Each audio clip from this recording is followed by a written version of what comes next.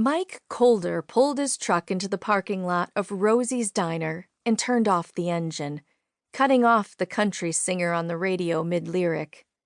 He sat there unmoving, staring straight ahead. The fatigue of the 8-hour drive that had followed a long day of physical labor pressed down like talons on his shoulders, rubbed grit in his eyes, and wrapped a cloud of fog around his tired mind. When he decided last night to make this trip, he'd barely paused long enough to pack his bag and let his boss know he was taking a few weeks of his accrued vacation. He'd driven without stopping except once to refill his gas tank. But he wasn't exactly sure where to start his search now that he was finally here. Here, in Hope's Haven, Ohio. Here, in the hometown he'd left behind as a child 22 years ago. Here, in the community that had turned their backs on him and his father just when they'd needed their support the most. In fact, based on what his dad told him all those years ago, he half expected a group of bearded men in black mutza suits and straw hats to approach, hook their thumbs through their suspenders, and demand that he leave. But of course no one here knew who he was, at least not yet.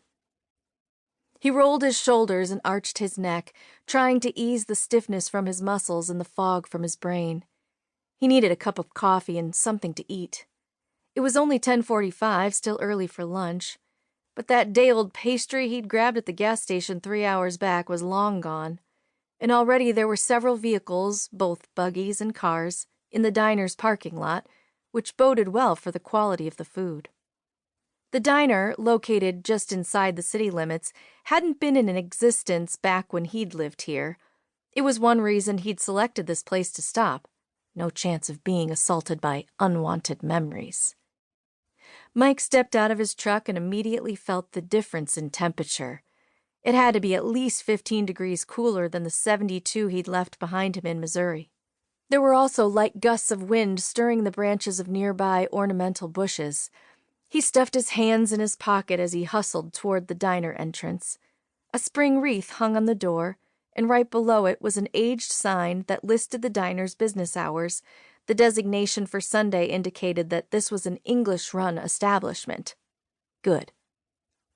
Mike stepped inside and paused next to the podium where a placard requested customers wait to be seated. While he complied, he studied the room. Years of experience as a paramedic had made swift assessments of his surroundings almost second nature. The venue itself was set up like a typical diner. There was a counter with stools near the kitchen, a number of tables, both intimate and family-sized, and a row of booths along the windowed wall facing the street. The decor included an assortment of pie plates, both vintage and decorative, displayed on the walls. About a fourth of the tables and booths were occupied. They were mostly English, with a few Amish as well. As he scanned the room, his gaze paused at a table near the back, where an Amish couple were seated. He was about to move on when the woman looked up. "Ma'am?" In the space of one breath to the next, he realized his mistake. His pulse resumed its normal rhythm and his hands unclenched. Of course it wasn't her. His mother had died 22 years ago, just before he and his dad moved away. In fact, he'd always believed that was part of the reason they'd left. Too many painful memories here for his dad.